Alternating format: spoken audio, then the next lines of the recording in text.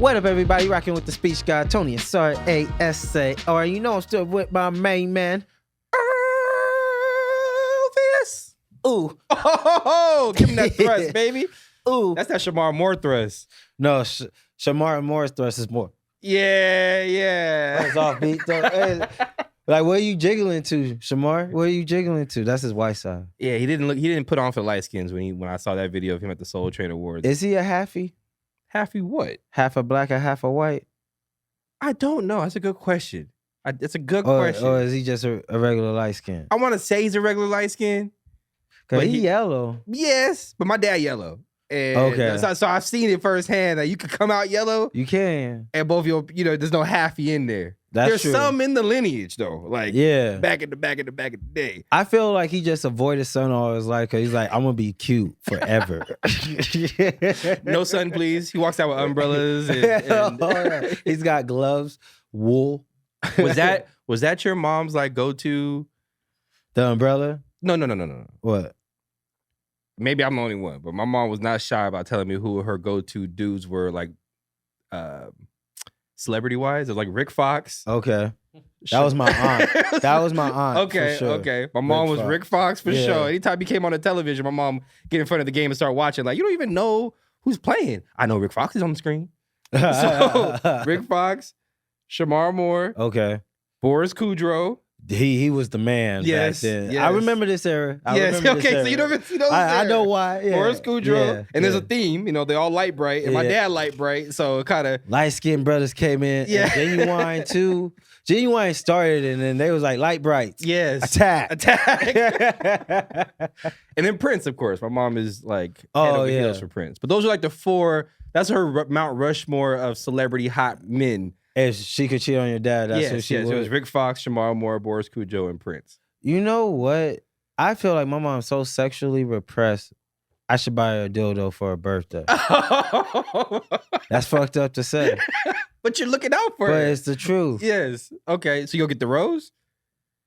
I heard so much about that. I don't know how it works, but I think I'm gonna hook my mom up. Every morning I wake up, I see the rose on the bathroom counter, and I text my girl like, "You couldn't wake me up." You know what I'm saying? Like, why the rose? She don't let you use it on her? Nah, I'm intimidated by that thing. I ain't gonna lie. Oh no, I'm intimidated by that thing. Hey, bro. Hey, I'm intimidated. Hey. I ain't gonna lie. Hey, no. It looks like it's a cool little doohickey. It's a great doohickey, but what that is your friend. But I'm coming with the tool, and I know my tool does all the magic it needs to do to get the job done. Gee, that's selfish. It's not. That's selfish. I'm just assessing the situation. No. But I'm not afraid to throw a little tool in the mix. Like my girl bought another tool. Yeah. And that motherfucker is big. And I'm like, what are you trying to say? You know what I'm saying? Like, you need to take a step up. Do you use it? No, that one's been stuck it's still in the package inside the closet. All right, you know what, man? We ain't gotta get into your shit. Okay, please don't. I'm gonna say some nasty shit. Okay. Because this is just what it is, and I've been married for. Okay. All right. And like, check it. If you're gonna be with a woman there's nothing wrong with monogamy. Yes. Like, I know there's a whole wave, like, oh, why be polyamorous? There's no one person for one person. A lot of delusional ass men out here in the streets. And women, there is that whole movement and whatnot. I believe in monogamy, but check it. This is how you do monogamy right. You fuck all kind of ways. Those toys are your friends. Those toys are your friends. So that prevents your woman from seeking out other options. Yeah. Okay. But do you use the toy? Okay. Do you use it as a foreplay type of thing, or is it like simultaneous? Like, I'm using this while I'm using my tool. Nigga, or there like you go. After is it like you go? Okay, I'll just put me on. Everything you think of, that is what it's for. Oh, okay. You got two toys. Shit, I already know what to do with them toys. You got Rose. Hey, baby, yeah, go ahead. Go take a tub. Hop in the tub real quick. I'm gonna bring some oils and some lube out. Cause one toy gonna kiss the front, If the other toy, what I think the other toy is, it's gonna kiss the bag. It's gonna kiss the bag. It kiss the bag. There's a pleasurable way to do the bag. There's a proper way to do the bag. A lot of niggas don't. A lot of people have a lot of preparation and goes into doing the to doing anal. Yeah, dude. There's a proper way and pleasurable way to doing anal that could be fun. Yes. For both parties, but but there is though. But you know that's what the lube or coconut oil. Get the coconut oil from good. Winco. Coconut oil and all all natural. Natural, and it's a cleanser and all that. Okay. But if the girl, there's nothing wrong with the toy.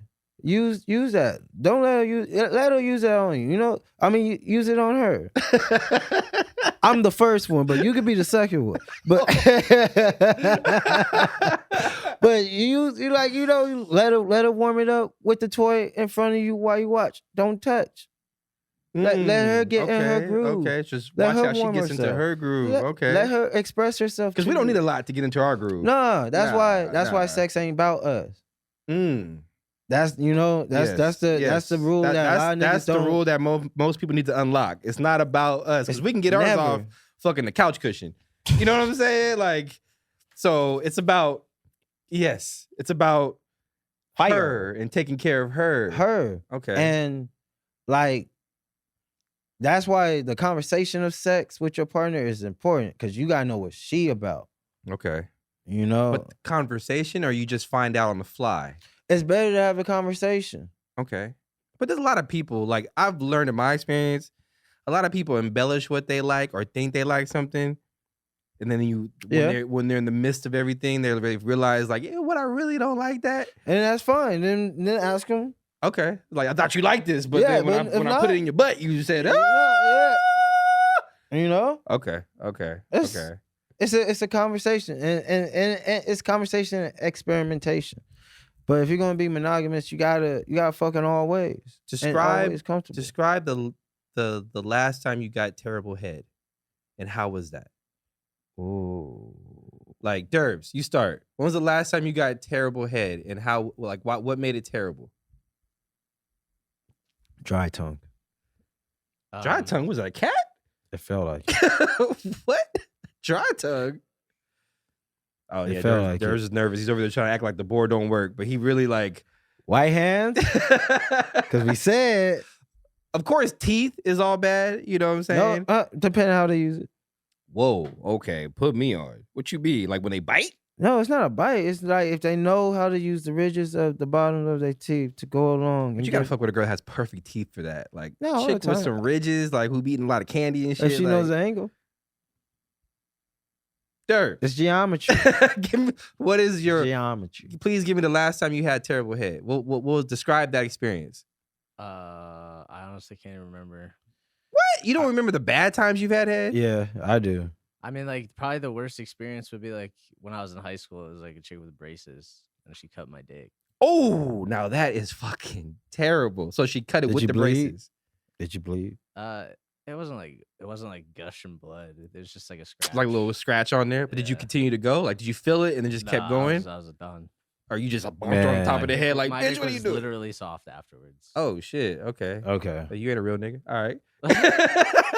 By any means, my G. By any means. Come on. Complete the route. All right. What was your worst head experience?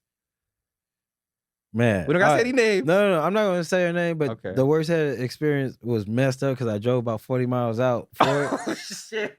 He traveled with a terrible head. I was like, and it was the sound effects that went with it. Cause you know how sometimes women try to come with a sound effect with it. And unnecessary, by the way. It really is. It's really unnecessary. You don't have to hum a dum a dum. A ring a ding ding ding. You don't. Okay. Yeah, but sometimes they do it. Everyone's a thumbs up. Yeah.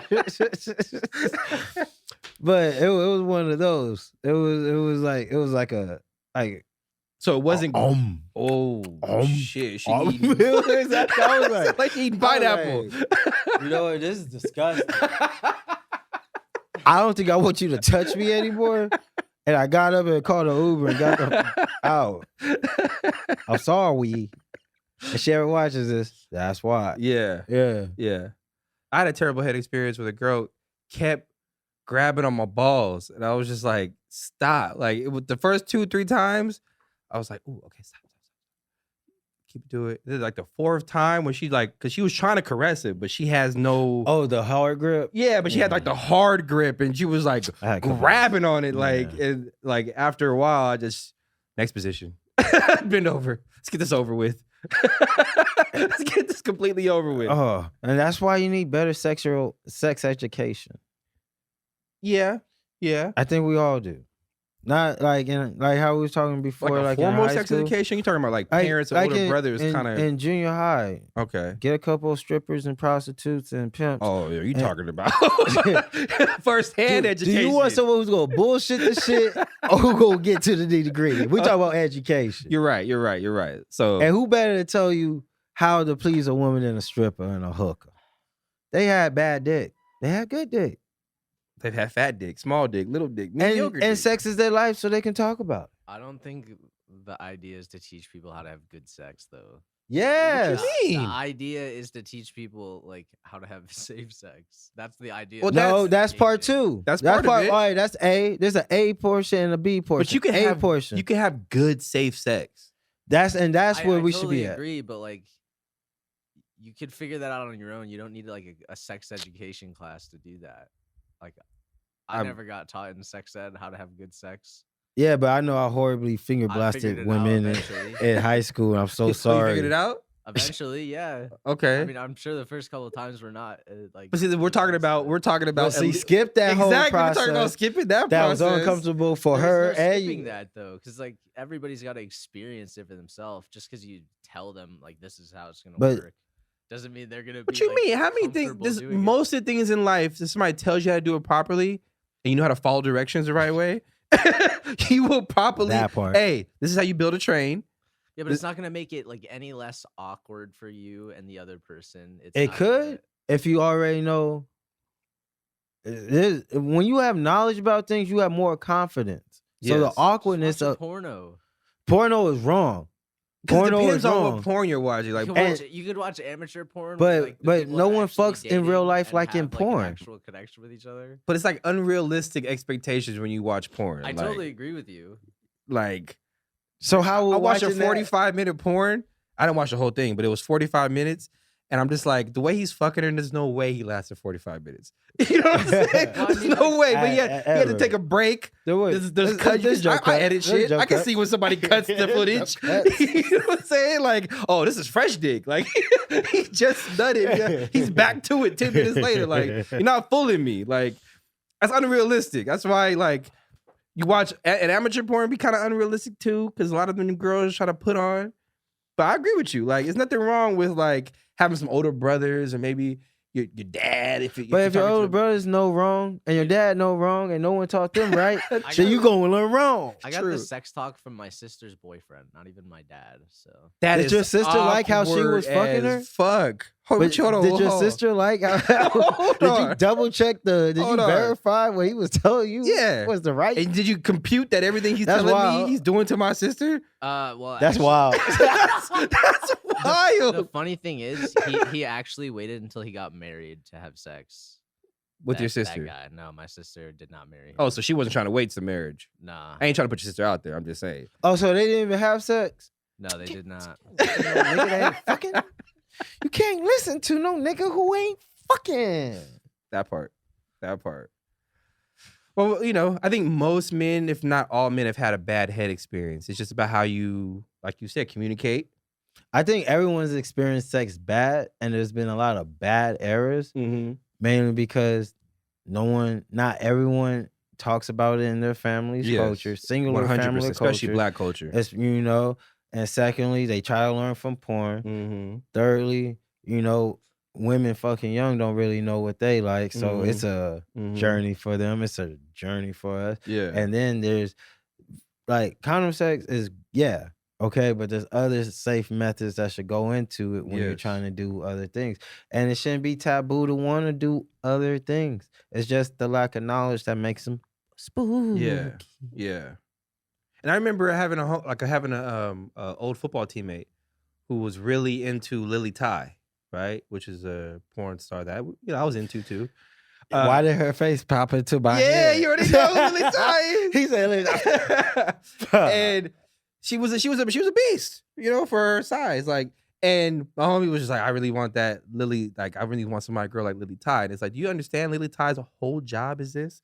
Like, you're gonna fuck with a chick who has a 9 to 5. She don't got time to do That all this part. shit that Lily Ty is doing in every episode. That Like, part. you got to be able to take 10 minutes to get yourself off and get her off. Like you said, it's about the woman because you can get off at any point in time. But the unrealistic expectation of like every chick I fuck is going to be like Lily Ty and Tiana Trump and Riley Reid, or naming porn stars. But I don't know unrealistic. all of them, but I follow. Top 3. No. Because I watch a different type of porn and we ain't going there. Hey, if I say those names, people gonna know what type of porn I watch. Okay, fair enough. Fair enough. Fair enough. I know my community. Who's your top porner? Porn star? Porner? Derbs? Come on. Don't say a guy either. Don't tell me like Brian Pumper. Like, I like every chick he's fucking. Who's your top? As of like recently, I'd probably go with this. She's like, I found her on TikTok low key, but her name's Goth Egg. Goth Egg? Hey, TikTok Yeah. got that Twitter going on or what? What happened? Hold on, talk about Goth Egg. And you found her from TikTok? She sound like she What's do she doing on cosplay. TikTok that made you say ho? Well, she has like a Pornhub account and an OnlyFans. Yeah, She said she was a porn star on the TikTok. That's how She's you. she's not a porn star. She's like she does like OnlyFans. So you subscribe to her OnlyFans? No. yeah, she's one of the Twitter girls. It's okay if you did. Like, Shout out it's to all okay. the women on Twitter. Yes, Twitter is low key the best place. Pornhub is so old. Like, you still go to Pornhub or XXV or Nah, you want to find some shit real time? Go Go to to Twitter. It's so quick. Go to Twitter. It's so quick. You can go right back to posting on the timeline right Bookmark. after. Like, it's right there. Bookmark. I'm part. dirty. That- Yeah, well, she's like 4'11", Oh, you like the You- like the you- smaller okay. ones. Okay. Okay. and she's thick as shit. So, Ah, I didn't take you for a thickum type of guy. I thought you like He likes not- a thickum. not like she's like slim thick, you know, like okay. I took you for more like a Riley Reid type of person, like skinny with cute I don't like the face. skinny bitch. Yeah, no. I mean, like I No, don't just the like, tits. I don't particularly have a preference to like the way a woman looks. When Okay. if I'm attracted to you, I'm attracted to you. Okay. But I'm not gonna want to have sex with you unless like I enjoy talking to you first. All right, this guy. No, he's a sapiosexual. How old are you? 25. 25. You talk about having great conversation with the person you want to. If I can't stand you as a human being, why would I want to put my? Well, that's a dick inside you? different. You just say I can't stand you. All right, but look, Derbs, look. having great conversation is a different All right, thing. Derbs. Look. Yeah. All right. You're going to disagree with everything I'm going to say. Yeah, I probably will. No, I know you are. And I'm prepared for it. So don't interrupt me while I'm telling you these things. That's what I'm just saying. That's From clear. old head. Let's go ahead. But this is the real shit. Because you 25. All right. You're 25. You're smart. You're handsome. You should just be banging. There's nothing wrong with that. And then you got your 30s to settle down. Yeah, that's when you All start right. caring about conversation. That's when you're going to really care. Yeah. But right now, like, you could get about 42 or 44 to take real good care of you, Derbs. Like, you know what I Yeah. mean? Especially if you start doing the man Like a bun. 42-year-old woman? Yes. I'd Okay. be down for that. Yeah, no, but that's what I'm saying. Ah. What was that bar in Fullerton? Oh, there's a couple bars in Fullerton. But Yeah. There are spots. Anyway, there are spots where you can find this. Focus on that because you know what? Honestly, when older women taught me, I learned the most. And they don't just teach you how to fuck them, but they also teach you how to handle them. And they'll life, cook you eggs right after. like they give you like mad game, better than anyone you can really think of, Yes. off the rip. And you should be doing that because you're young like that.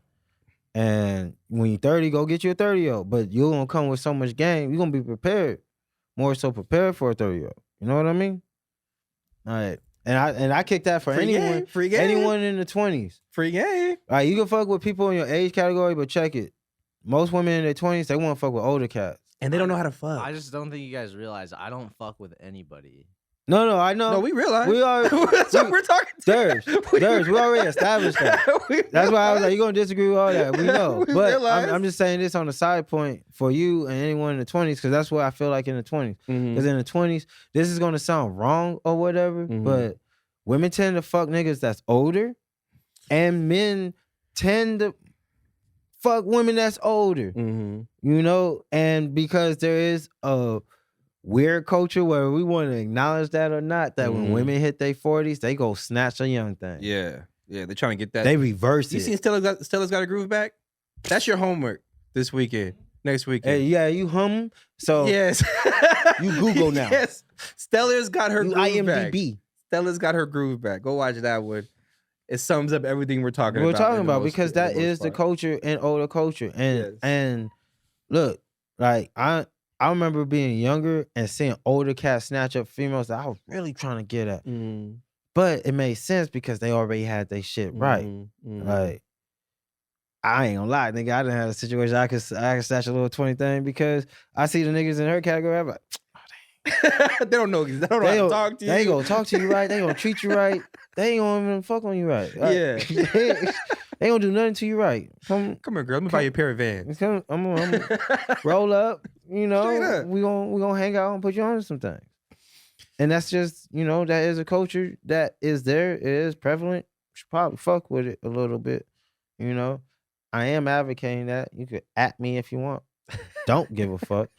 But that is what I think is best because older experience. How else do you get better advice than someone that's older? Somebody who's been there, gone through it, done it, experienced it. She been 20 before. You been 40? Not at I all. always tell young cats that. Not like, at I've been all. your age before. You been mine? They be like, you don't know, but I've been your age. How? I've been your age. You been mine? And this has been Sex Education from Alt Black Podcast. That part. But while we're on the topic of talking about women and females, let's go ahead and give shout outs to my boy, Kevin Samuels. All right, let's do it. I said my boy because let's do it. Do you want to introduce it or flip it? Well, I mean, okay. For the people listening, Kevin Samuels, who was a prominent YouTuber / relationship advice guru / just a black man in America trying to make $1. And right, and he recently passed away a few days ago. I want to say they said cardiac arrest or something like that, but I haven't popped a pill and couldn't survive it. Yeah, and he had a thick Latina he was with too. Yeah. So I think that combination, you know, kind of sent his heart into a flucture. Is that even a word? And it fluctuated. Yes. Oh. And Kevin Samuels, rest in peace, has passed away. Now your turn. All right. I say rest in peace because, like, just because of how America is, anyone that's black, I'm on your side automatically. Okay. I can disagree with you. Except for Whack 100.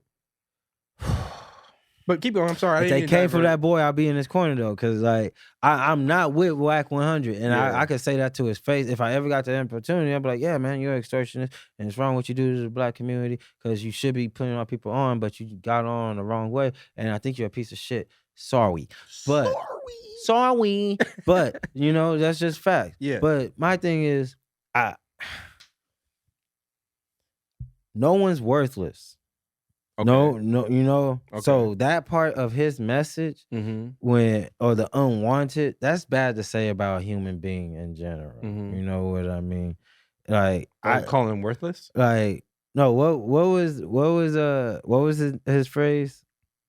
The leftovers. But that's kind of it's kind of parallel saying you're worthless. You're a leftover. You know, you're unnecessary. Well, I keep going. Right, that's at least that was my depiction of it, and that's where I kind of faulted from when he got on that craze. And honestly, I remember the interview that did is when he brought those white women on, and he tried to make white women sound like they were better than black women. I was I didn't see that one. No, yeah. Okay, yeah, that's why. Like, that's when I started seeing the turn from the message. Okay.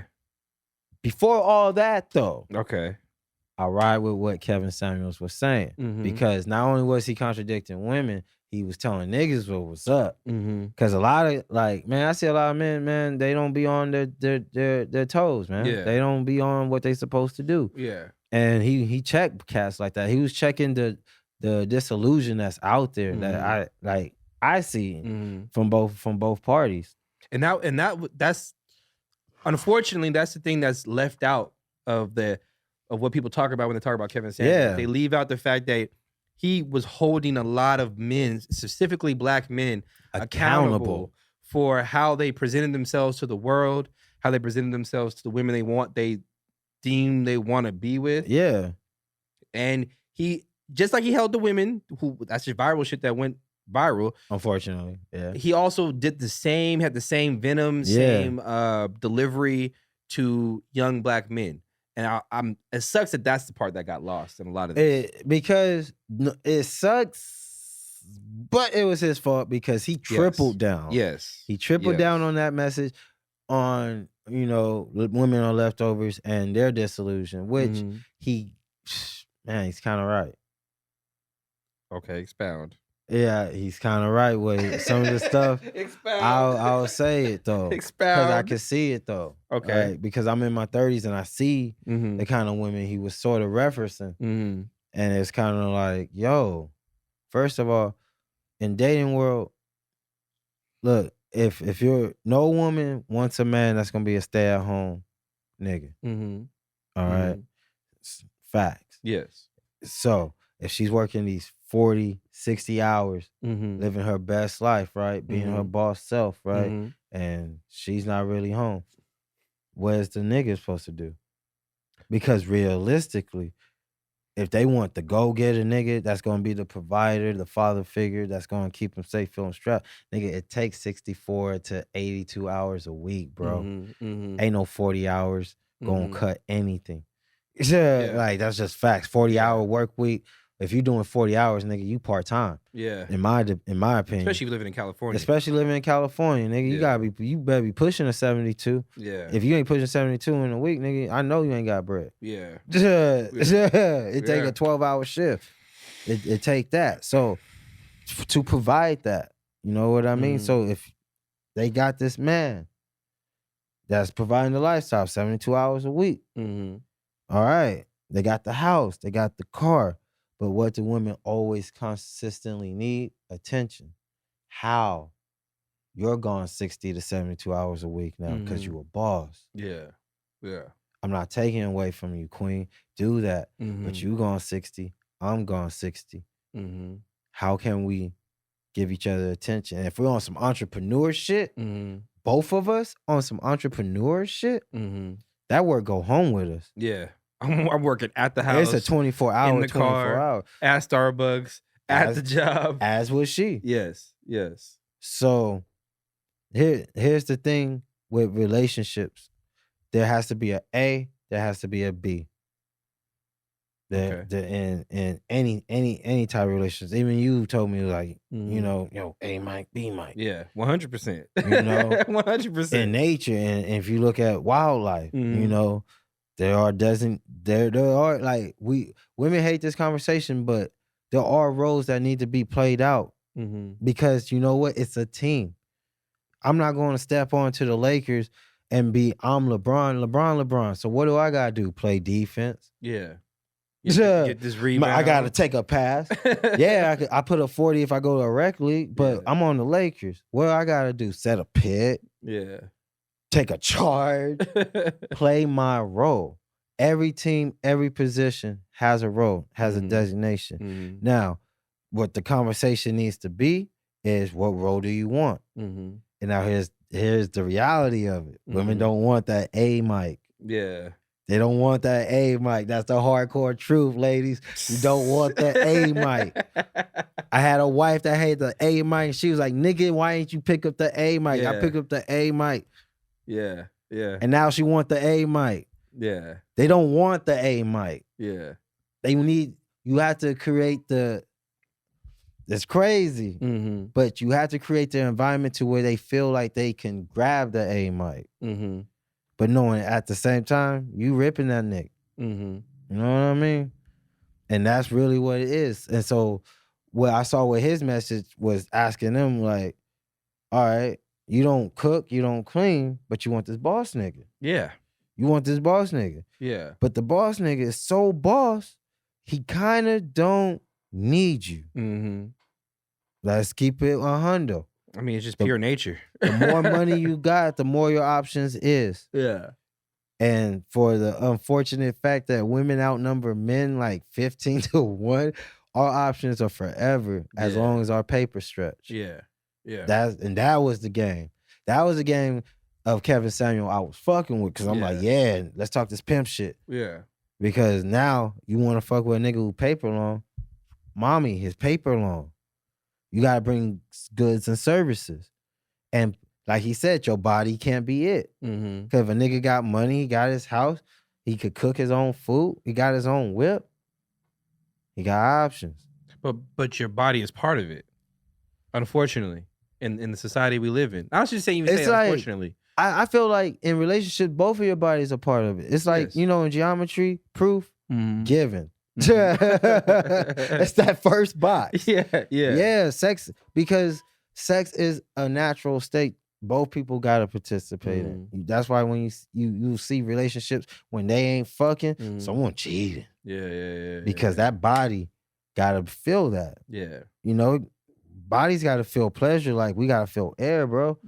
You know, different type of pleasures, but you gotta feel it. You gotta inhale it. So, you know, when he was on that game of talking about, and I'm not saying, like, I know how that sound, how people gonna be like, oh, my woman, it's my body, you know, it's my body. You can't tell me to do with my diamond. No, I'm not telling you to do with your diamond, but you can't be selfish like that. Like, you wanna hold out pussy. And niggas can't be like, I'm gonna hold out dick. That need to be in a general box. Like, yeah, we going into that.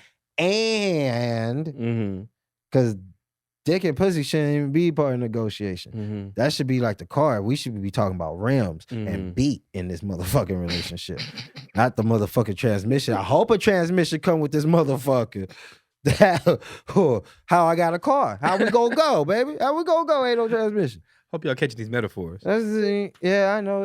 I talk. I don't speak English, I like it. I like it. It's in code. I like it. It's in code. But that was the message, because nowadays you see women who are arguing, I'm a boss. All right. So if you're working the 60 to 80 hours, you're an entrepreneur, you're on your boss shit. Good job, mommy. You got your cash flow. You picking up the call every time they call. You on the text, you're on the social, you're doing your thing. Good. You got the bag. You can't have a nigga. You need a part-time nigga. Yeah. You gonna need a nigga who only works 20, 30 hours a week, because why? His ass need to be at home to take care of the things. Because why? Someone's got to play B. If you gonna play A and pay all the bills, be on your shit, somebody's got to take care of home. Yeah. And not everybody's gonna be able to get a motherfucking maid.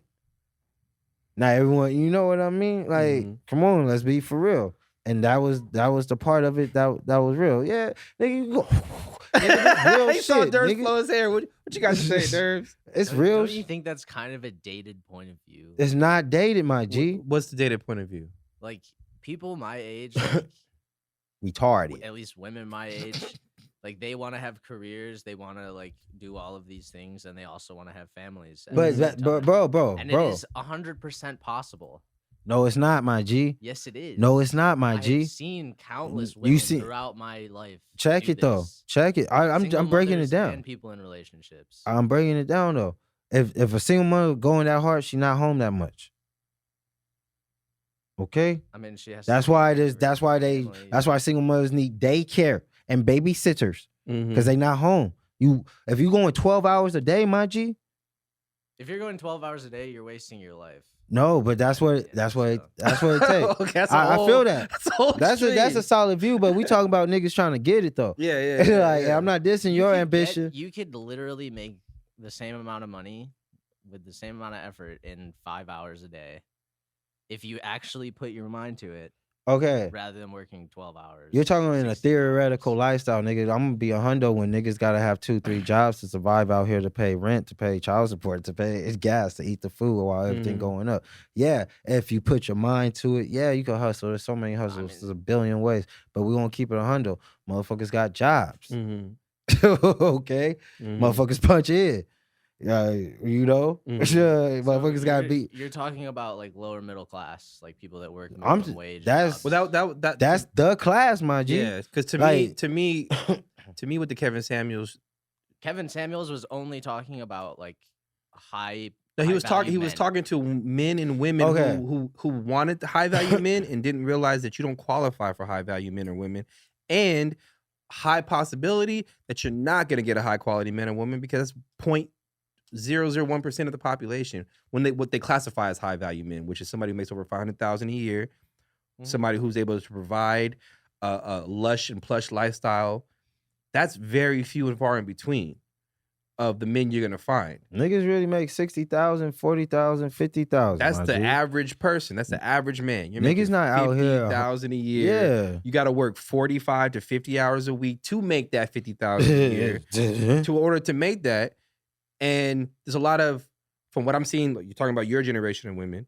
There's a lot of women in your generation who want a man to provide, but also be there 100%. But then also allow her to provide, or not provide, but allow her to do her thing, and then not be the person that's supposed to be in that role. Like if I'm working 60, 70 hours a week to try to give you the lifestyle that you claim you want, like you said, you got to play Mike B.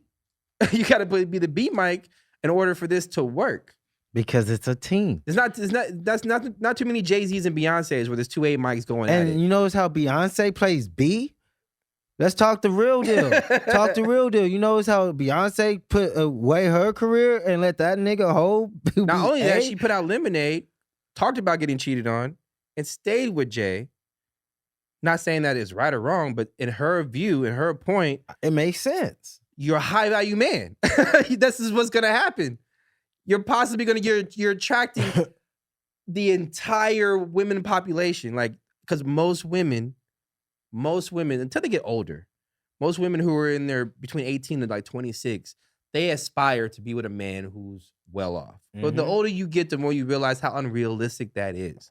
How more realistic it is to find a man who's just ambitious and cares for you, who works hard and is willing to come home every day to you.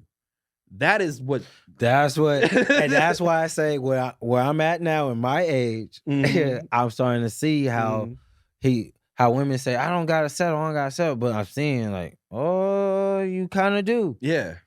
You kind of. Because his message was, if you do want these high value men, then you being 280 pounds, and this is the harsh reality. And me, I didn't agree with all his delivery. I didn't as well. I didn't agree with the delivery. But the harsh reality is, in our society, men who are quote unquote high value men have a bevy of options. Why would they go and choose the lady who doesn't take care of herself, doesn't love herself, hair is as short as mine, and fucking literally weighs as much as a Prius? Like, there's no way that, in realistically speaking, that you're going to achieve the high value man. Now, if you want to keep a man, that's a different level. That's a different conversation. And then again, it goes about A and B. Yeah. You got it. If you're going, like, because relationships about teams, man. Teams. Klay Thompson, Klay Thompson. What you're talking about is like a woman getting a free ride, essentially, in life. We're talking about the women who called up Kevin Samuels looking for men who can give them a free ride. No. I'm not talking. That's what it was. That part is that part, but I'm not talking about free rides. I'm talking about the overall perspective of what both sides are going through right now. I'm talking about the collective, and that's why I'm painting both pictures. You feel me? I'm not choosing. I'm. Let's be realistic, my G. That's all I'm saying. Like you said, if you got just to get that 55 to 60,000, you going to work 12 hours shift. Okay. Wouldn't it be more realistic for both people in the relationship to work 40 hours a week? Yeah. Dog. And then how much are they making an hour? I mean, both my parents work like around 40 hours. No, I grew up with both my parents working. Both my parents had to work too. And my dad probably makes like $200K, and my mom probably makes like $60K. Can I hold $1? I'm just saying. No, but they have communication for one, but two, those are not the people But that my mom comes home from work and literally does everything in the house, even after working for 40 hours. Yeah, because they have a That part. joint partnership and they understand. So each she other. played B, my G. Or she And might have that's played not a A and he diss. played B, or they might have been 1A, 1A. That's Michael Jordan and mean- your mom Scottie Pippen, my G. There's nothing. That's the thing. That's the thing that's wrong with your generation. Y'all think playing, y'all think being a part of a system or being a gear or being helpful It's some type of degrading It's or something. degrading. That's wild, G. It's a team. It's Neither not- side can do. It's not like my generation. We're not upset that like there are these rules. It's that like people are trying to force. It's not a others force. into these rules. It's not even a force. That's what I'm saying. What do you mean by that? They like we're saying it's status like quo type Some shit. men have this mentality that like this has to be this way. Mhm. 100% has to be this way. There's no way other like Well, no way else it can be. Nothing Okay, is nothing that's is nothing's absolute. Yeah, There's different we situations. didn't for say everybody. anything But absolute. for the majority of the people, for the majority of how in the current society we live in, America, how it works, if you want something to work, there has to be a team. You know what I mean? There's got to be a team, and there's got to be roles that is played amongst each other. It doesn't mean it's degrading because your role is to stay at home with the kids while I'm out working 80 hours, or vice versa. She's out working 80 hours, and my role is to be at home. That's I what should- want. Of course, but society will say that you are not a high value man, or that you're not ain't shit. and that, and also, my G, what I'm saying is if you let her do, if both y'all are doing that, all right, no team has two number ones, so no one's gonna take care of the house. Who's gonna take care of each other? Y'all, yeah, exactly. That's what I'm saying. Somebody has to do that. There has to be that role. It's not degrading. You know, being a caretaker. So you're telling me like if you work 40 hours a week and then you come home and you're not I ain't gonna never help- worked you're 40 not gonna hours, help your nigga. I girl work clean the 64. house? No, we help out. If you're talking about me personally, No, yeah, I was just cleaning up the bathroom today. You know what I'm saying? it's not just like, see, it's not just a chore thing. It's not just a chore thing. Yeah. Cleaning the house. yeah. It's providing a home. Mhm, You know what I mean? mhm, That's the difference. mhm, Someone's got to provide a home. mhm. If we all out here killing beasts, who's providing the home? Who's providing the structure? You could Who's building the foundation? You could get an apartment. Anyone can get an apartment. Anyone can get a house. Once you know get the credit and all that, right? Mhm. Anyone can get that. But once you got that, well, who gonna make it a home? There's got to be a caretaker. There's got to be. And what I'm saying, the general view on why I was agreeing with Kevin Samuels is, I was married to a woman who I allowed to thrive like that. She didn't really like that because she stressed out Mhm, and all that, mhm. and wanted me to step up more. Yeah, You know, because most women, 95, 98. I have no problem 99 generalizing this motherfucker. Exactly. This is a Most fact. women look at their man to be the provider, or to All day. at least alleviate her of the stress of having to provide. And if I'm providing, who's gonna make this a home? And if you're gonna provide, I'm gonna make this a home. But now this is where I'm at. This is what I'm really talking about. Women don't like that. They don't like going to work, knowing a nigga at home they see it as chilling. Yeah. They come home, house clean, you know, food made, all the laundry, taken man. care of. They gonna be like, "What you do all day?" "I've been out at the house." And they be like, In her eyes, you didn't do shit. "You didn't do shit." But I've been working, nigga. And I know a few people in that I just position. did a 12-hour shit. Nigga, I've been in that position. Yeah. To where I was like, all right, let me go back to doing 64, 68, 72 hours. And then guess what? I'm not home. I'm too tired to do anything. I'm too tired to conversate. Mm-hmm. I just did a graveyard shift. Now I gotta go to sleep because I gotta wake up and pick up the kid. Mm-hmm. I'm supposed to still make it a home, my nigga? That's all fucked up, huh? Sound like I'm gonna need a B mic. It just sound like I'm gonna need a Scottie Pippen to shoot some J's for me, just to block a shot. And there's nothing wrong with that. It's just that is the nature of all relationships Mm-hmm. in business, romantic, even group projects at school. It's like, yo, I'm gonna research it. You put it together. The other person's gonna put it on the little poster board, make it all beautiful. And then guess what? The other person talks. And then one person does a presentation. It does the whole presentation. The other person does the written essay part of it. Exactly. So why is that not bad? But when it comes to a relationship, you're suppressing me. Yeah. And then that's how, because people are arguing roles and responsibilities and duties to one another, it's creating a battle of the sexes. And that's where we're at.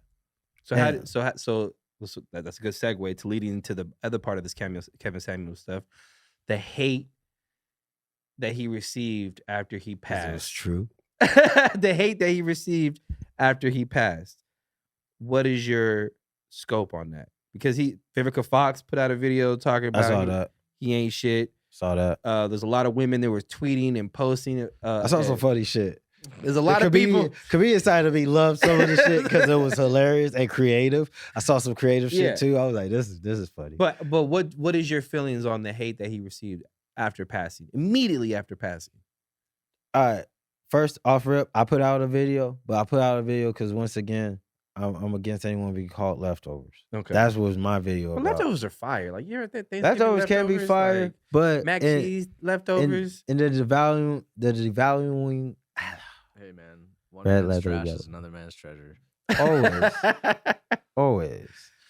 But how'd you feel about the hate? But the hate, I knew expected it. Two, I knew it was coming because now being in the category that he's talking about. It's like, oh, he was kind of right.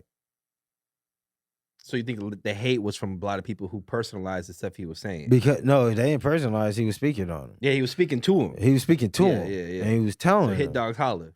Because you know why? I know, unfortunately, a lot of women my age. And we young, my nigga. We just became adults. Yeah. I keep this nigga a baby. Yeah. But we just became adults. We young, but I know a lot of women that kind of got 3-4 kids right now. And they still single. But they talk this jazz like a big baller nigga's gonna come through. But like when I think about what Kevin Samuels said, like you got 3-4 kids, ain't nobody coming for you. Nobody that she thinks is high value. No, you high value need to go ahead and be that $30,000 to $60,000 type nigga. Cause a nigga that's making $100,000, $200,000, $300,000, he ain't gonna pick up no woman with 3-4 kids. He ain't gonna pick up a woman with 1 kid. Yeah. Why? Yeah. He gonna snag up a 22, 26-year-old fresh body. Yeah. See, like. It's the fact, it though. It just makes me feel like most people are just sociopaths and they have zero feelings. How is that zero feelings? What do you mean? They have zero emotion. Like, have you been to Hollywood? But what do you mean by zero emotion? Like, what if you meet someone, you have like an amazing, like romantic and emotional connection with them, but they don't fit your expectations of what you're looking for in a woman. Like, what do you do then? Do you just like say, "Oh, sorry, like you don't make enough money"? I mean, if you're the quote unquote, if you're the how many women diss niggas because they don't make enough money, you think niggas ain't doing it either? Come on, bro. Yeah. But when you're a quote unquote high value man or woman, you have. I'm talking about like just like the regular Joe Schmo, and that is my problem with the Kevin Samuels stuff and the Fresh and Fit stuff and this manosphere shit that's going on. It's a lot of people talking about a very small percentage of people, and there's a lot of people who are regular people even a part of that assume that they're talking like Kevin Samuels wasn't talking. He was talking to a lot of regular. Not in the top 0.1% of like wealth. The top 1% of wealth, but as far as somebody who you would consider what this whole high value thing is, he was there. He's making over $1 million on his YouTube and appearances. He was a black man who was in shape, had a hairline. You know what I'm saying? Like he's on that. Shit was Beijing. That was a Beijing. It was well-spoken man, highly educated. He is up in that top whatever percentage, 1% of the quote unquote high value men. So when you have that, you're able to have options. Is it less empathy or is it not having feelings because somebody doesn't fit the mold of like? Here's what you got to understand, which I'm starting to understand. Building a family is a business transaction, and it is a it's like you said, it's a teamwork thing. So I may like you. Like this I played on plenty of teams. There's motherfuckers I like, but I don't want them being part of my team because they're gonna drag my team down. And love ain't you're not that good of a teammate. You're a cool person, but when it comes down to where this team is gonna go, if we can get to the playoffs, you are gonna hold this team back because of the decisions you made before, or the decisions you make constantly throughout the day. That part. There's a lot of things that you're gonna do that's gonna hold this team back. So there's people who can contextualize the fact that, hey, I like this girl. She's cute. I like her. She's pretty. She meets a lot of my requirements, but I don't want to deal, and you have the luxury when you're a quote unquote high value man. I don't want to deal with the baggage or the whatever comes with this person that I don't like. There's 1,000 other options I can pick from because I'm in that position. And it don't even take high value out of it, my G. Take the high value out of it. That's just how people assess spouses, man. That's like, if you think a woman ain't summing up a nigga, it's like, all right, do he got that ambition? Yeah. Oh, is he a kind man? Is he gonna be good to the future children that I bear? Is this nigga responsible enough to pay bills and make me feel like they assess you? You don't assess, like I assess women. The hard fact is, if you're a woman or a man, because there's Future out there and there's Antonio Cromartie and there's certain men out there who have multiple baby mamas. You are a bad decision maker. When you have 7 baby mothers and you have 11 kids, you are a terrible decision maker. So yeah, I might like your personality. You might be fun to kick it with. I might like the fact that you wear nice shoes and you make a good amount of money. But do I really want to commit myself to you when you've proven that you make the same mistakes or the same bad decisions? Tristan Thompson over and over again. And so, but going back to the women hating on Kevin Samuels, I found it very sad and disappointing that one black woman were attacking a black man for his opinion. He didn't kill anybody. You could not talk about him. Here's the thing. There's a lot of people who've died that I didn't like. I didn't say shit. I didn't attack them in their death. You know what I'm saying? Nigga, people are gonna attack Trump. He was making women look stupid for years. They called up, asked his advice. Again, I don't agree on a lot of the delivery. I'm not saying that he was wrong, okay? I'm just saying that the reason that he got all this hate was because he was a fucking douchebag. But you call it douchebag. I call it truth in a bad delivery. I mean, telling the truth in a bad delivery is being a douchebag. True. I mean, but you can say it in a nice way. He got a point there, but at the true. But here's the thing. Here's a question I'll ask the room. If you say it in a nice way and your message goes to 2 people, or you say it in a terrible way and your message gets to 100,000 people, what's worth? What's it worth? What's better? I mean, like, I can say it nicely and I could be the other niggas on YouTube who get 300 subscribers and nobody listens to their shit, or I can be harsh with my delivery knowing that this is going to travel and receive all the hate when you die. That's all I have to say to you. That's that part. Look, I guess that's the cause and effect.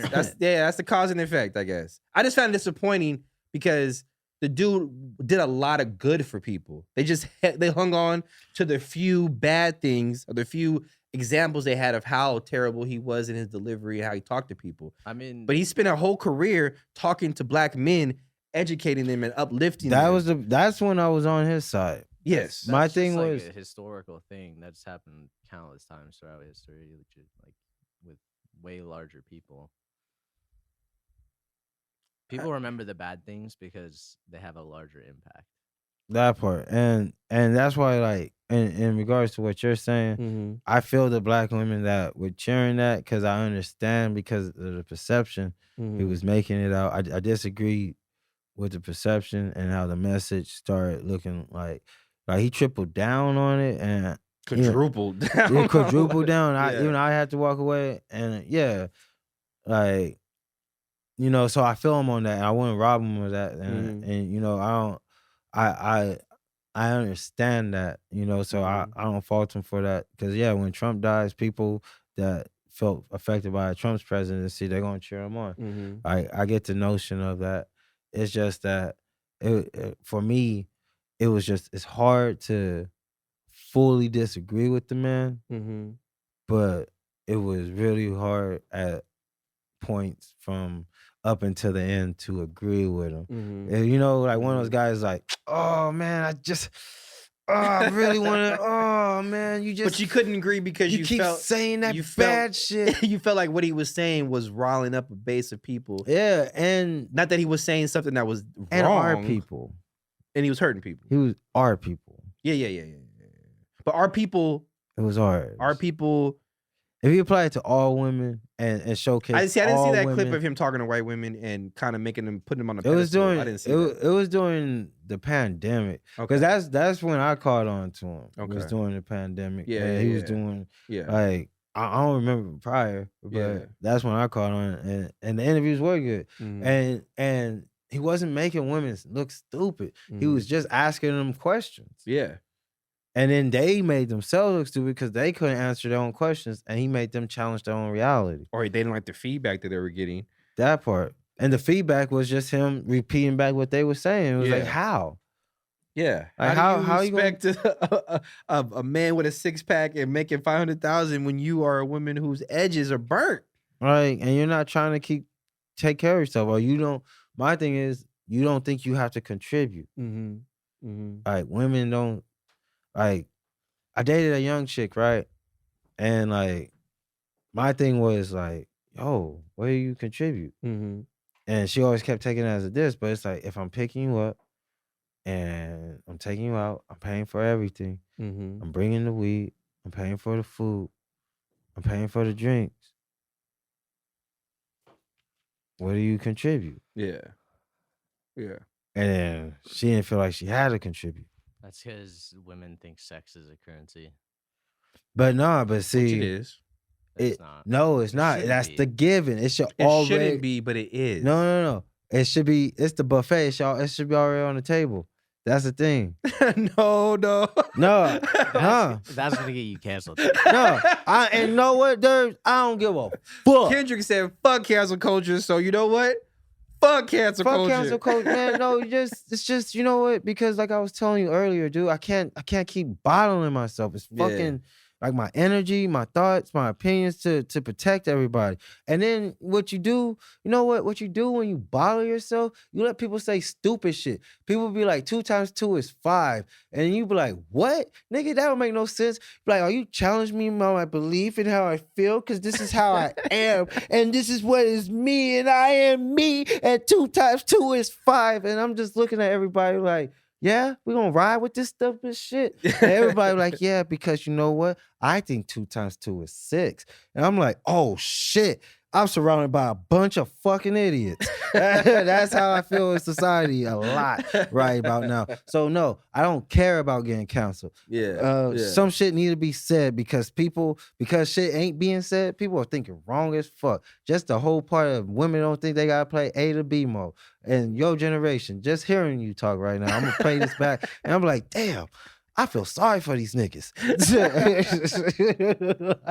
That's for real. That's how I feel. So sex is on the table. God damn it. Like that don't make no sense.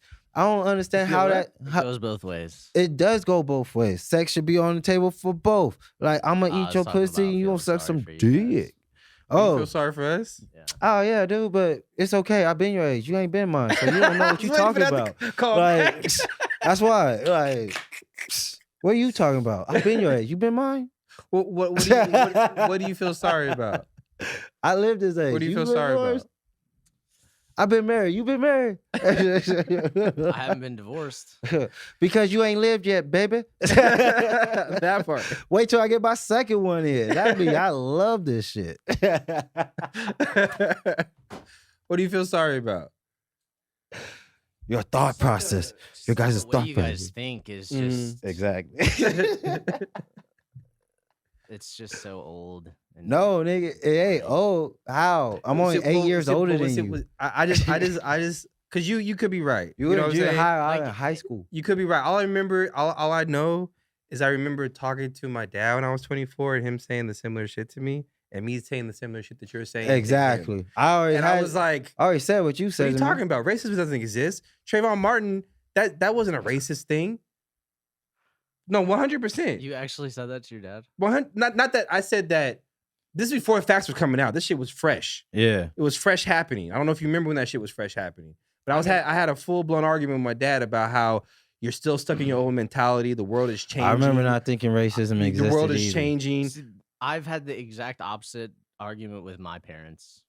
They 'Cause they don't believe systemic racism is a thing. Well, you woke. And there's good for you. There's good. They have. My dad obviously has good points because he's a very like statistic-based person. Yeah. Statistics just mean you know how to make shit fold to you. But like we still clash heads on a lot of things. Yeah. No, you're gonna do that with your parents. But what I'm just throwing that example out there to say, like, I remember sounding like that when I was talking to my dad. Like, you just sound. But just like old, listening to you guys talk about like making money and how that is such a like a large part of a relationship, I just find it to be like very sad. I feel that, and you know what? That tells me how unrealistic you are when it comes to relationships. Or just understand, just because looking at money the fact matters in relationships. Yeah, I understand that money matters in relationships, but it should not be like a number one thing. Nobody said it was a number one thing. Your relationship. Nobody said it was a number one thing. It's just an important thing. No, it's not a number one thing. No, tell the truth. It is a number one thing. What woman want to be with a broke nigga? Well, like let's like most women, we could talk theoretical. But most women are going to be with a broke dude because most dudes are broke. When it comes to society speaking, and then this most dudes are broke, and that's where I was at on Kevin Samuel's side when it was like, "Yo, nigga, get y'all coins up." Yeah, like if you only working 40 hours a week, why, nigga? I know that ain't enough. But so you don't look getting your coins up doesn't mean continuing to like work a minimum wage job and like contribute to the shitty capitalism that we have right now. No, you're going to contribute. Like, go out and start a business, create something that is gonna like build you a future. Not everyone built like that, Dirk. Minimum wage job. Not everyone built like that to start a business, my G. Just like not everyone built to do a podcast past 10 episodes. I know niggas on their 15th first season. I completely understand. So nobody is going. You can't apply that math. Like I understand in a theoretical world. This is why, as I sound old to you, you sound young to me because you talking theory, but I'm talking reality. Niggas ain't cut like that to go out there and start starting businesses. You could give if we had a class of graduates, you gave them all LLCs. Not all of them are gonna pop. Most of them ain't gonna get past that first month. A hell of them ain't gonna make it to 6 months. I damn sure I'm probably gonna see 2 by the end of next year. You know what I mean? Because that's the reality. Because certain shit takes certain moxie. You know what I mean? And that's just where I'm at. So not I feel like a lot of things we're talking about is just the general aspect of the reality of which I've experienced and seen. And listen to older people who are older than me talk about it. And yes, when you're younger, because like I said, I use that example to highlight the fact that when you're younger, there's a lot of things you look at and feel like things are changing or things are not what you. It's the same old fucking story. But unfortunately, this shit's been like this for 100+ years in America. Right. Where it's like the family is a business transaction, and there's a teamwork aspect in play for it to be successful, and I want to say the amount of people who make over 100,000 a year is less than 2% of the population, less than 5% of the population. So most people are going to be broke. What we're talking about with your generation is if you just go on Instagram and look, majority of women assume that they're going to be with a man who makes $1 million a year. Majority of men assume that they're going to make $1 million a year doing this Vine in the video or gaming. And majority of the people are in this delusion mindset because of what they see, that they are not being realistic with the relationship, how they're in their relationships or how they perceive themselves or their spouse. Yeah, it's like it's not realistic. We talk about capitalism. Capitalism won't let that be. Capitalism's not gonna let everybody be millionaires. And love is why. It's just not. Here's the truth, bro. Love fade. That love shit lasts for 12 to 15 months. Then after that, it's business, baby. I know people who got divorced after 20 years. They hated each other for 15. They stayed together because of the business. That's just like disgusting to me. It's disgusting. I'm just talking about reality. That's reality. I agree. It's not a great way to live. At the end of the day, I would shoot myself after 2. It's not a great way to live. We're just talking about the reality. But let's move on. We gonna talk in 8 years, Derbs, and rewatch this. You be like, damn, these niggas spitting lava. or in 8 years we'll be like, hey, Derbs was ahead of the curve. Nah, he's gonna be like, damn, these niggas spitting mad lava. Look at Tony flowing from the lips. That's for me. Don't worry. Kendrick came out. Is fucked. That's all I have to say. You said who? Humanity is fucked. Well, yeah, dude. Yeah. We only got yes. 25 years of environmental life left. Yeah. And then plus, yeah, that as well. Yeah. Kendrick Lamar came out. Yeah. Push these niggas off me like, huh? Push these niggas off me like, huh? It's my favorite. But you said you only listened to half of it. You're still digesting it, which I understand because I'm still digesting it, and it's gotten better. I listened to it 3 times, and it's gotten better with every listen. Because, dude, like, my thing is, like, when it originally dropped, people already had hot takes in the first 2 to 3 hours. I was like, how? How? I know you didn't catch everything this nigga said. There's no possible way. Hum a hook. Let me know you at least know a hook. Tell me the track list. Yeah. The like, first how? 3 tracks. Like, and so, yeah, I'm slowly digesting it because, again, like he took all this time to make it, and I understand the significance of it. The last one on TDE, the first one PG Lane. You know, I'm with it. I'm just taking my time. My thing was like, yeah, it showed me how people are listening to music these days, and how much of a fad listening to music is, which is weird. I don't think they're I think people are listening. Remember that whole phrase, you're listening to respond instead of listening? Yeah. I feel like people today are watching and listening to form an opinion as fast as they can. That's all I saw on so Twitter. they can get their opinion out as fast as they can. Yeah. And be able to join the conversation or be a part of the conversation or be even a contrarian to people were like, contrarian. oh, I just heard the first song and I cried. Kendrick's the GOAT. And I'm like, what? What? You didn't even get through the album? This was posted 30 seconds ago. It's 9001. Right? Shit ain't been out for more than 3 hours. And you already talking about, you already coming up with a theory of what the album was about. Yeah. And, there's a few standout tracks that I like. I like N95, which is, I guess that's the first single that he put out. He just dropped a video for that. Second. The Heart it's not on the album. Which, if you go back and remember, Kendrick drops these hearts before he drops the album, but they're never on the album. So this is the actual official first single, which is N95, which I like. I like that track. Yeah. I also like Father Time. Oh, yes. Really good song. Yeah.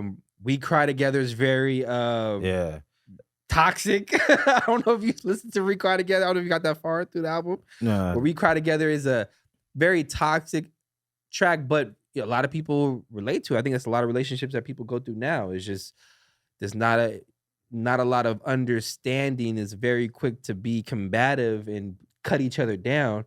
Yeah. But I do think that song is a metaphor for something deeper. But you know, like you said, the album's still fresh. So, but I feel like that's just a metaphor for how America is. Like we hate each other, but at the end of the day, we're fucking. At the end of the day, we're in bed with each other. We're in bed with capitalism. We're in bed with all the shit that we claim to hate and argue against. At the end of the day, we're gonna be fucking. Yeah. You know? And so I kind of took it that way, but and also like Silent Hill with Kodak Black. That's on, yeah. Okay. That's with Kodak Black. And I think having Kodak Black on the album was a really good move. I don't really personally, I'm not a big Kodak Black fan. I fuck with Kodak. You know, I hear that a lot from other people. Like I fuck with Kodak, and I see, this songs I've liked. I've never dived into his discography or him as a person. You got like Kodak, Young Thug. You know, you gotta get past. Don't look at the personas. It's not even a persona. I had to look back. Listen to their music. That shit slap. Yeah, 100%. 21 Savage shit slap. It took a while for me to come around to Young Thug and 21 Savage.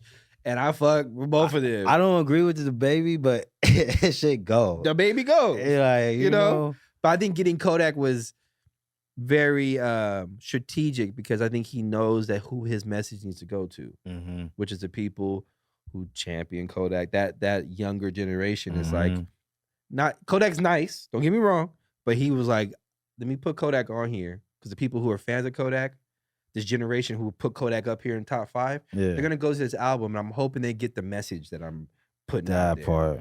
in this music. And from what I take, Kendrick had a lot to motherfucking say. He Dude. had a lot of things to say. Oh, that's beautiful. Thank you, sir. So I've enjoyed the album so far. Again, it's gotten better for me with every listen. And so yeah, man, we'll listen to Kendrick Lamar. That part. And real quick, this is gonna be controversial. I'm with it. Because someone called me racist on my motherfucking Instagram. And it was a white person. Okay. And you know what? Black people can't be racist. It's fucking impossible. It's fucking impossible. It's impossible because, I deal with racism every day. And it's not just the police that do racism to me. It's jobs that do racism to me. Mm-hmm. How do jobs do racism to you, Tony? Well, this is how they do racism to me. They'll put in their job application, must speak Spanish. Is that a race? Think about it. Because to be racist is to block. Yeah. It's to block power. Yeah. Right? Yeah. It's Because to block there's prejudice. There's And then there's racism. I appreciate prejudice. Exactly. Prejudice is exactly. funny. That's what people always get mixed up. That's the between hilarious racism part. and prejudice. And racism comes with power. Yeah. It comes with You could- structure. To be absolute racist, you have to be able to stop. You have to be able to block. You have to be able to block me socially, economically, Mm. or just my natural liberty. Mhm. And that's whack because let me see. Yeah, Tony, you should just speak Spanish and go and try hard. Yeah, but let's be honest. My generation before me, my generation after me, and in my current generation, we don't speak Spanish. We speak how we speak. I guess call it hip hop or Ebonics, which is racist in itself to call it Ebonics. What the fuck is that? Mhm. We don't even know. But to call me racist, because this is why I got called racist, is because so it was Spectrum News. Spectrum News, they were reviewing the Kendrick Lamar album, and it was a white woman and a white dude, blue-eyed white dude. Mhm. And I said, why are you guys speaking on this album? Mhm. One, the album ain't been out for 24 hours, and two, this album ain't for you. You know what I mean? Yeah. And I don't even know the motherfucker. It was in my request on my IG. Don't even know the motherfucker. It was like, you're a racist. And then it made me think. And I was like, how? Mhm. Did I just stop? How did I stop you? Mhm. How did I stop you from listening to Kendrick's album? Mhm. All I said was, it's not for you. But it's racist that I can't take back my culture at any time, at any point of period. And everyone has to participate. Mm. That's racist. But people can have jobs and say, if I don't speak their language, I can't work there. Mhm. I mean, that's not.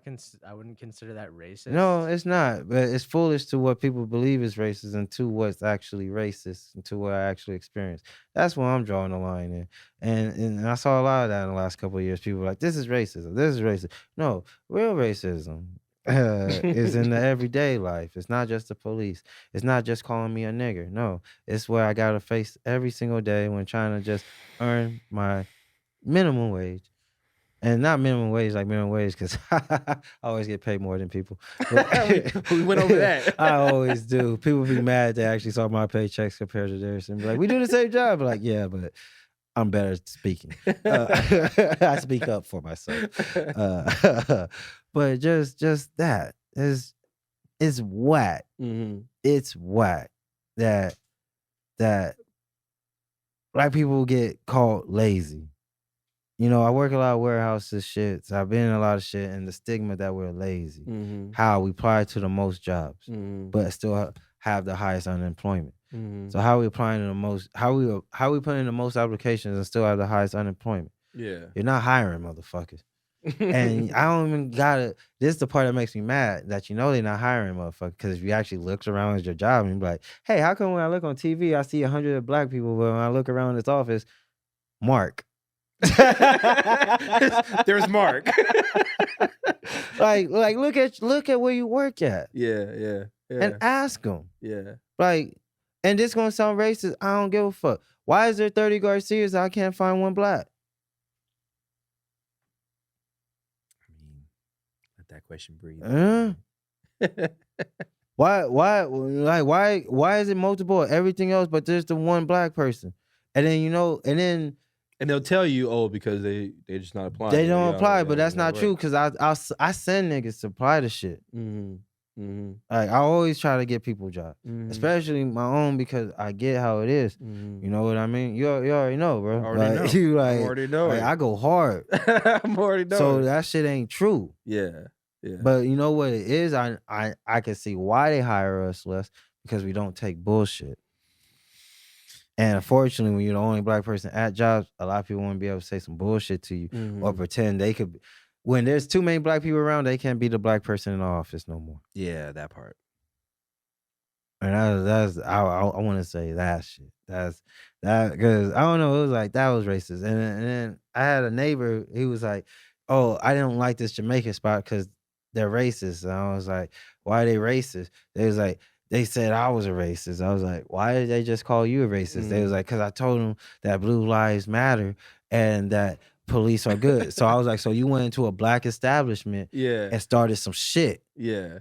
And I was like, "How many people have you told that they were racist?" Like, I tell everybody they're racist. So you're hurting this black establishment now because they turned you down because you went in and offended them? Nigga, you're racist. That's why that racism shit is wild. People don't know what it is.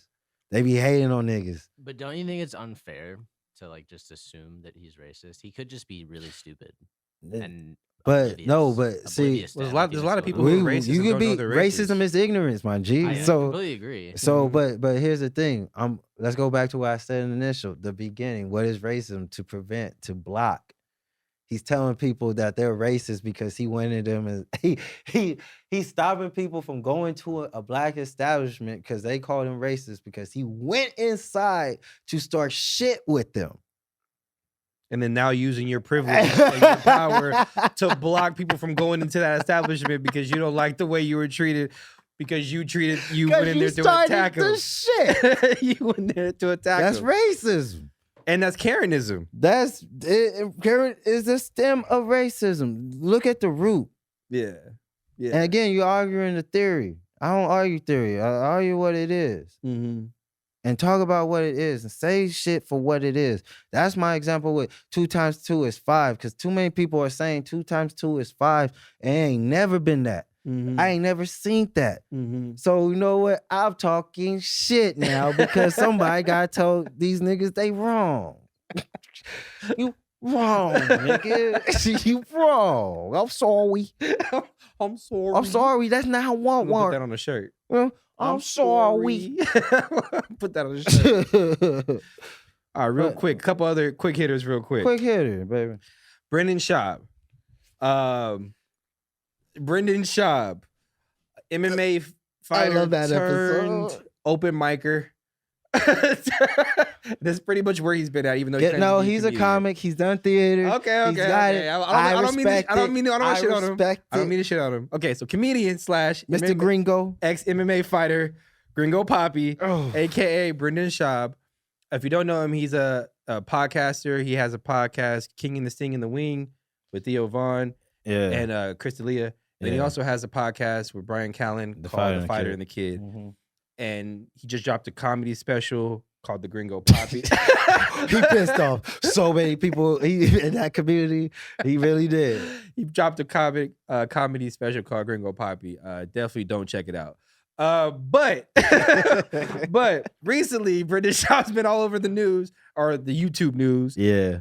Because it's a convoluted, heavy situation, but I'm gonna touch on it real quick. I'm gonna touch on it real quick. So Brendan Schaub been getting a lot of hate because he wants to be a comedian, and how he's been thrust into the comedian world with his friends Joe Rogan, Bert Kreischer, Tom Segura, Joey Diaz, Brian Callen. All these established comedians have kind of co-signed Brendan Callen, which has caused a lot of hate towards Brendan Schaub, because he's carries himself as if he's an established comedian, but he hasn't really talked to comedians. Hasn't put in the work. He hasn't been doing it for 7 years, according to him, but it doesn't seem like he has.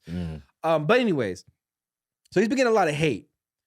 Bobby Lee is on the TigerBelly podcast. He is with the woman named Kalila. who was part of the podcast. Who's that? On and on, girl. And we found It's out. We open. found out Yeah. recently that they haven't I'm been. mad I could have hit that shit. You think you had a chance? Yeah, I'm Okay. funny. I'm a comic. Yeah, show your I dick, travel. though. You know how Bobby Lee does. You just show your dick out. You know, that's what Bobby Lee does. Hey, I'll pull Gotta it. let it I'll swing. slang that thing that way. She yes.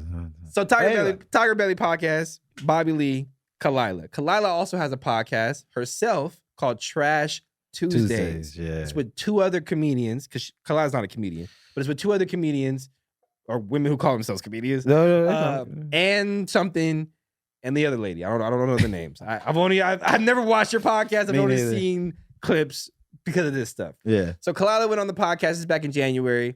Well, the chick Ann had brought up a story about how a comedian who's unfunny and the initials BS had tried to hit on her, ask her to In come the back to the DM. truck, walk her back to the truck, alluded to like fucking with me and that, whatever. And he's married, because Brendan Schaub is married, and he has Yeah. kids. Now, they never said his name, Yeah. but they alluded to the fact that it was Brendan Schaub. Unfunny comic. Unfunny comic, initials BS.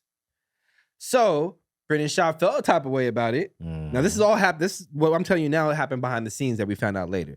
He felt some type of way about it. So he told when Trash Tuesday went on the Flagrant 2 podcast, Brandon Schaub had told them, hey, please clarify that y'all wasn't talking about me. Yeah. They didn't do that. They kind of a little doubled down slightly about some of the things they were saying about Brendan Schaub. Yeah. So then Brendan Schaub, again, feels some type of way about it. So constantly been going back and forth to Bobby and Kalila about how they're talking about him or loosely alluding to him. And here's a side story. Brendan Schaub has been getting YouTubers taken off YouTube. He's been attacking certain YouTubers who bring up his clips just to shit on Brendan Schaub. Yeah. Specifically a guy named Uniqueness.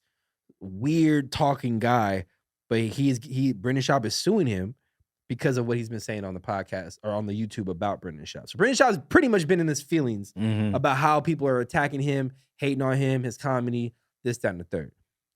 So all this shit had culminated. That's the word? Accumulated. Yeah. There you go.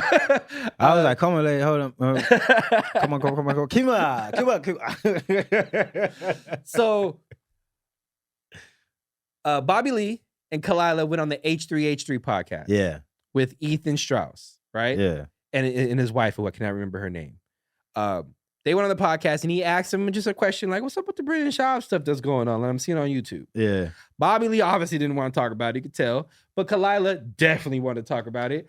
So she started saying, Bobby Lee pretty much divulges the fact that Brendan Schaub bullied him on the phone, him and an unknown podcaster who we later found out was Brian Callen. Yeah, I'm pretty sure Brian laid it in on him. Talked about ending his career, get your bitch in line. Yeah. This could be very bad for you. Brendan Schaub texts Kalila saying, I know a lot of dark people in dark places. Yeah. You need to fix this situation. And there's been a subreddit dedicated to shitting on Brendan Schaub, right? That they track back. So apparently, this is where the shit gets spicy. Okay. So they go on the podcast, they talk about Brendan Schaub bullying us, all this kind of stuff, and they say he's bullying us, or he put it under the guise of there's a subreddit out there that's been threatening Brendan Schaub and his family. Yeah. And after he hired $500,000 worth of lawyers to investigate this subreddit, Where did he get that money? they found out through IP that is coming from the TigerBelly hub that subreddit is being controlled or being manipulated from the TigerBelly hub. That's data. Right? How you are now, data? of course, Bobby Lee and Kalila pretty much said, one, that's impossible to look up. Like they did it on air. Ethan did it on air where you can go on Reddit and start a profile with the email and they won't verify the email. So I can literally put TigerBelly@gmail and Reddit, you know how most places say verify your email so you can start? Reddit doesn't do that. They say, hey, here's your email, start. So they were saying, do you even know how Reddit works? It could have been somebody else using our email. Like, it's not us. Like, you're blaming us for some shit. We really think you're mad at the fact that we dissed you a month ago. You and called you out for being a creep. Yeah. But now you're kind of making up the fact that you're being attacked. and trying to say it's us attacking you. Yeah. And then Brendan Schaub and Brian Callen went on the Fighter and the Kid the next day, did some kind of half-ass apologies. Brian Callen was putting it all on him. I'm the one who said it. I'm the one who's bullied, but I really love him, and he's my friend, and I care for him. But if you care for somebody, you don't threaten their career.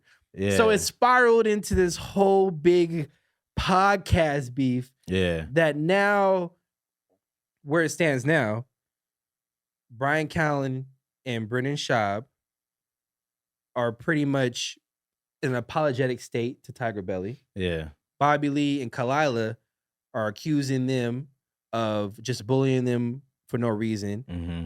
And they threw Joe Rogan's name in the mix because apparently whoever was bullying them, which we found out was Colin, was using Joe Rogan's name, saying, you think you're gonna get on Joe Rogan? I'll make the call. It won't happen. Yeah. That's what they were threatening Bobby Lee with. Because Bobby Lee's, one of his main goals, he said on his podcast many times, I want to get on the Joe Rogan podcast. Yeah. But because it hasn't happened, because Bobby Lee and Carlos Mencia grew up together in the comedy space. And he was his own, yeah. And there's a beef there between Joe Rogan and Carlos Mencia. There's a lot of shit going on. Yeah. But with the jumbled ass synopsis I gave you, how do you feel about that situation? Whose side are you on? Who do you believe? What's going on? I don't believe Kalila for shit. Okay. She started that shit. She Okay. tripled down on it. That's why she did triple down. Yes. And that's why Brendan was like, I should have just asked you. He's like, Yeah, I I should should've just talked to you. I should have talked to you from the get-go instead of trying to talk to her. Mhm. Because she seemed like, even how she was trying to explain it, Mhm. she was taking jabs, but she was like, I just got to get through this. Yeah. I called you a bitch on February 3rd. She had a whole time. Yeah. I was like, damn, man, I always knew you was one of those chicks to break out a timeline. But So you feel like she is the ringleader behind this entire situation? Yeah, She 'cause started honestly, it, she caused it. they didn't have to ever take shots or bring up certain shit. And she was like, I thought it was just us being catty, but it's like, come on now, be serious, like in a professional sense. You know you have an audience. You know that audience is vast, and you know you are influential in that audience. That's why I knew when Brendan was like, man, you gotta call him up and tell her to fix this shit. You know what I mean? Like, yeah, like, man, don't. I got a wife and some kids, man. So do you believe that happened? That Brendan Shaw was being kind of quote unquote creepy and trying to hit on Kalila while she's with Bobby and trying to hit on the other comics while he's married with kids. Yeah. Nigga, like in the comedy scene, for real, all them niggas that are married got bitches. I mean, we found out Bobby and Kalila do their own thing. All right, look, man, like comedy world, if you gonna fuck with a comic, man, you gotta like be like kind of cool. Like, but that's not wild. That's not wild. You gotta, but your position is that she was wrong for talking about it on the podcast. Yeah. Not. There was no need. I understand viewership in the business sense, but that's also dirty laundry that you cross in personal paths, because Bobby Lee and Brian Callen were homies. Now they not homies no more. With Bobby. She Yoko Ono that whole situation. Well, Brian Callen did it himself too. He didn't have to call and threaten. Yeah, he did. You fucking with my boy who's on my tier, and I already got shit going on, and you're shitting on us, and we're trying to you fucking with business. It was a business thing, as well as something that could have led into the personal. She tripled fuck up. Okay, interesting perspective. That's interesting perspective. And then like when I was watching the episode, I was like, you still trying to take jabs. You still, but saying it's not me. So you saw the episode where he went on TigerBelly. Did you watch that one? The Brendan Schaub extravaganza. Yeah, we went through the timeline. Yeah, I watched the whole shit, and I was like, ooh. Yeah. But as I was watching that, I know everybody knows Bobby Lee's a passive ass person. So when he says I felt threatened, yeah, I can see that. Even though I'm pretty sure like they didn't probably say they fuck you up, but they probably used some really aggressive ass language on your ass. Maybe some racist language. Maybe I don't know. Enough for Bobby Lee to not want to fuck with Brian Callen anymore. Well, yeah, because he probably hella dissed Kalila on the shit. But also understanding what happened with Bobby Lee is they tried to do some real nigga shit and was like, yo, girl out of control. Yeah. Because off the rip, like, if, Val never dissed me, but she ever had a top tier podcast and was like, Tony got some for your feet. And I'm trying to get a shoe deal. Yeah. I'm like, yo, Earl, hey, tell Val to go back on her #1 podcast and shut the fuck up. Because I'm trying to get a shoe deal. Yeah. And B, my people's gotta eat. What's she doing? And then you go like, yo, can you fix this?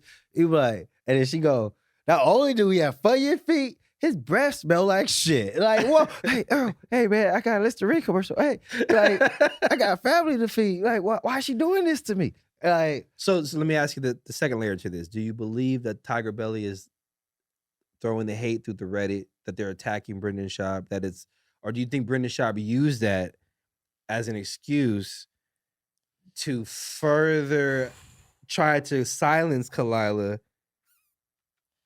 more so the second, but I gotta see more proof. Yeah. But He claims he had 300 pages of it. I gotta see that. Okay. I just gotta read 10 pages. I ain't gonna read the 300, but I just gotta see the first 10 pages, and I need to verify it, Okay. and notarize. And then because that was a bit of a stretch, and I could see how, like, grasp at straws. you have to justify an attack. Like, you gotta go kill Franz Ferdinand real quick so World War I could get started or some shit. Like, so we gotta knock down the Twin Towers so we can go get oil. So we go get some oil real quick. So he was like, and like it probably was like some bullshit account, but it was all he needed, and he probably got Brian riled up, and Brian was like, "Look, nigga, the fuck y'all doing? We try to make some money. Y'all over here talking shit, saying we creeps." And Brian Callen got a case. So Bobby Lee is the most innocent in this situation. No, that nigga, it is his fault. Cause nigga, you gotta control your hoe. We be like, can you control your hoe? Can you control your hoe? I'm just saying, like, cause there was no need, but also I could see how Kalia's personality, just seeing her, on TigerBelly and how she speaks, she a fiery ass person. So I could see how she could take any type of ask of recanting a statement as a diss. So and then because she doubled down, there was no need to go back and double down. Yeah, she did double down. It kind of made it worse. Okay, I just want to hear your perspective on it. It's still an ongoing situation. Everybody pay attention to the TigerBelly, Brendan Schaub, Fighter and the Kid, Tiger and the Sting, Trash Tuesday, entire conniption fit. Watch that. I had a conniption fit the other day. What was that? You know what a conniption fit is? I think it's when I short circuit and just cuss people out. Yeah, I had one of those the other day. Yeah. And you ever had one of those in public, and then you look up and somebody's staring right at you, and you just and then that's when you realize. Yeah, that was kind of awkward when you go into the store and you see them walking through the aisles. You're just like, yeah, I'm the one who had a conniption fit in the car. Yeah. I had one of those because I bought 3 different cell phone holders for my car. Like put up on the. Why 3? Because you just never know which one's gonna actually work. And I was at Ross. They were like $5.99 a piece, and the last one I bought was good. It lasted me like 4 months. So I was like, I didn't see that Pacific one, so I was like, I don't want to come back.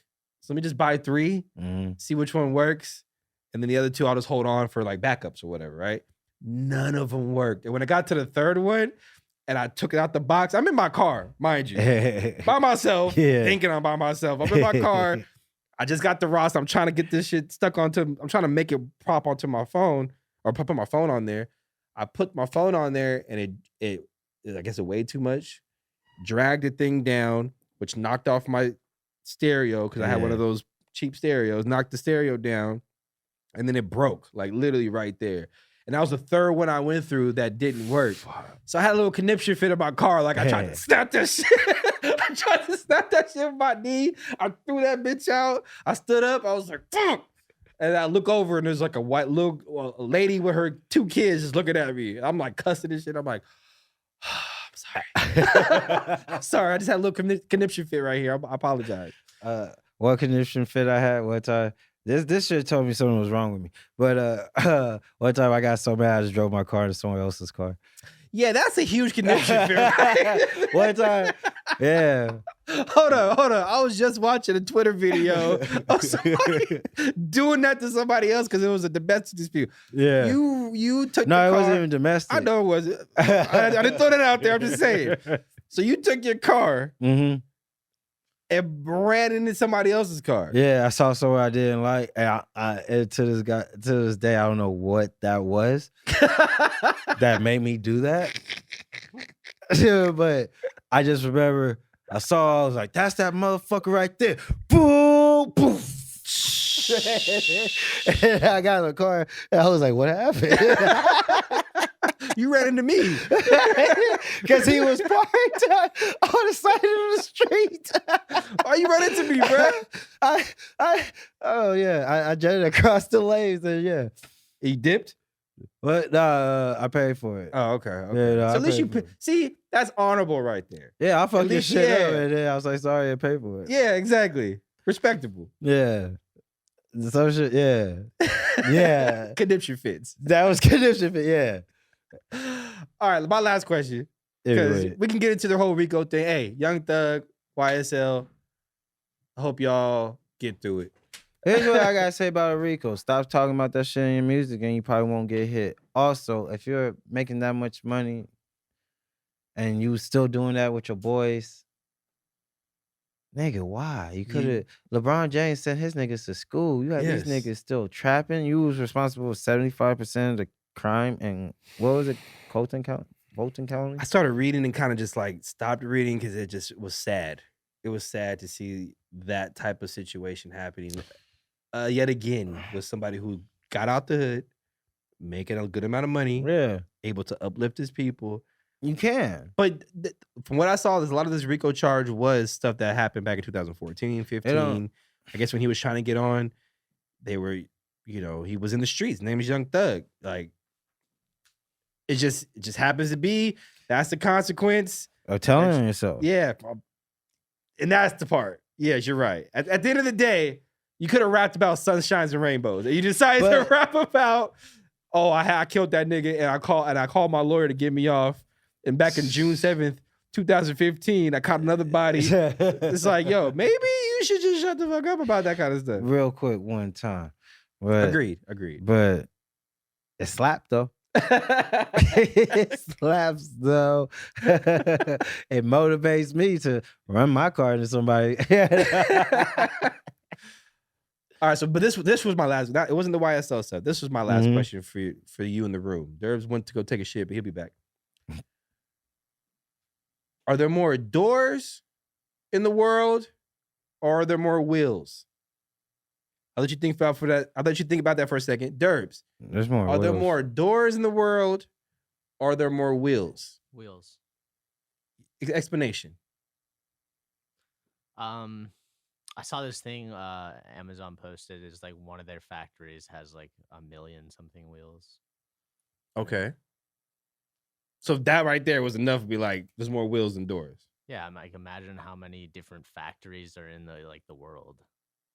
How many? Okay, true. But I don't know if all of them. Plus, there's like 4 wheels on every car. 4 doors on a lot of cars. Yeah, there's a lot of cars with 2 doors. All cars have. There's a lot of kitchen with cabinet doors. I don't know. There's a lot of high-rise buildings with multiple doors. But the bar is there more opportunity or more movers? Ooh, this guy. I saw this one the other day. Instead of doors and wheels, it was eyes and legs. I did see that one too. I saw it. It's like a. I'm gonna go with eyes. I'm gonna go with eyes on that one. There's more eyes. Yeah. If you think about insects who have like 1,000 eyes, some have a lot of legs as well, but there's a lot of insects that have a bunch of eyes. Man. Centipede has a lot of legs. It had 100 legs. You're right. There might be more legs. You're right, because there's a lot of animals with 4 legs. And legs. they look kind of creepy. A lot of animals with 4 legs and 2 eyes, like cats and dogs and stuff like that.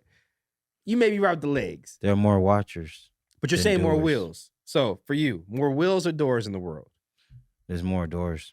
Okay, explanation. Everyone got flat tires. There's doors. All right, if you want to get real technical, tires are not a wheel. They're a tire. Wheels are the rim. Okay, that was technical. No, we're spinning bars right now. Take that 25 minds of theory elsewhere. You have roller skates. You have Think about it. bikes. You have skateboards. Oh, you guys are being literal? Yeah, how many wheels? Is there more wheels in the world or more doors? Like, I was thinking bars. Think of like a conveyor belt. All of those wheels that are like used to make that work. Oh well, yeah, and literal, since there are more wheels. Yes. Yeah. But I will say there's 1, 2 doors here, and there's 5 wheels on this chair, plus 5 wheels on the. Yeah. I'm gonna go with wheels. I'm gonna go with wheels. Go with wheels on that one. I'm sorry, I'm on Pluto on this one. Because that's all I have, man. You got anything else for today? Anything else sweet to say? Oh no, my G. Go ahead and check out Alt Black Podcast, ALTBLK Pod, over on the IG, and you can find us on the TikToks as well as Twitter, Facebook, as well as YouTube. You can catch our previous episodes, catch us how we upgraded to how we now got here over here at Productive Culture, baby. You know what it is. Preserve, conserve, maintain, sustain, and continue. If you have a podcast idea, if you want to host a Twitch stream, if you want to throw an event, if you want to record a track, an album, get some mix and mastering done. Give me a P. Give me a R. Give me an O. Give me a D. Give me a U. Give me a C. Give me a T. Give me an I. Give me a V. Give me an E. Give me a space bar. Give me a C.